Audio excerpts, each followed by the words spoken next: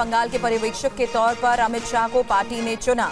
तो देखिए इस बम्पर जीत के बाद किस तरीके से अब बड़े फैसले तो लिए जाने हैं, लेकिन इस बीच जो खबर आ रही है उसके मुताबिक बंगाल के पर्यवेक्षक के तौर पर अमित शाह को पार्टी ने चुना है और जेपी नड्डा असम के पर्यवेक्षक बनाए गए हैं। इस बीच जेपी नड्डा आपको बता दें असम के पर्यवेक्षक बनाए गए हैं और यही खबर इस वक्त सामने आ रही है, जहां साफ है कि किस तरीके से बड़े फैसले लिए जा रहे हैं। और इस महत्वपूर्ण जीत के बाद एक और बड़ा फैसला, आमोद राय हमारे सहयोगी इस वक्त हमें ज्वाइन कर चुके हैं। बताएं आमोद जी।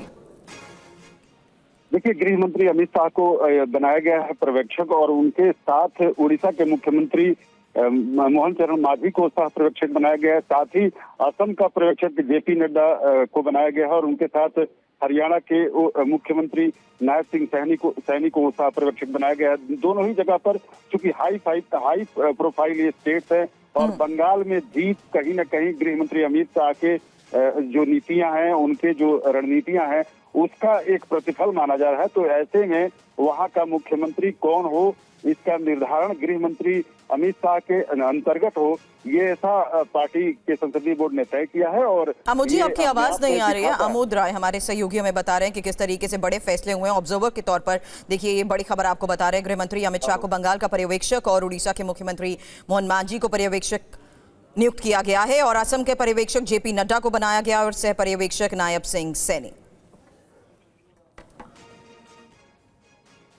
आमोद जी आपकी आवाज नहीं आ रही थी, क्या आपको मेरी आवाज मिल रही है? जी सुरभि, आपकी आवाज मुझे आमोद जी, मिल रही है। यही सवाल कि आने वाले वक्त और महत्वपूर्ण राज्यों को देखते हुए एक बार फिर से जिस तरीके से माइनॉरिटी बड़े डिसीजन लिए जाते हैं बीजेपी की तरफ से, उसमें यह साफ है कि एक और बड़ा फैसला एक बड़ी रणनीति के तहत।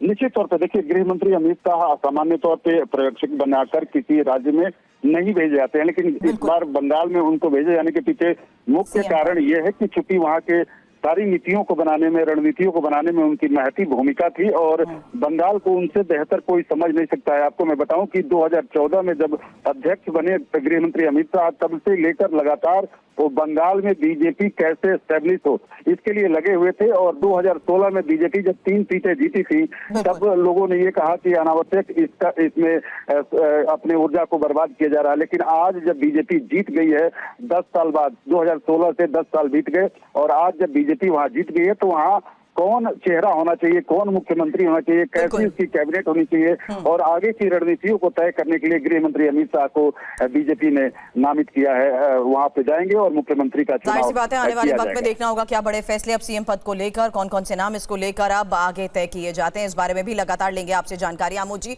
शुक्रिया फिलहाल पूरी खबर के लिए।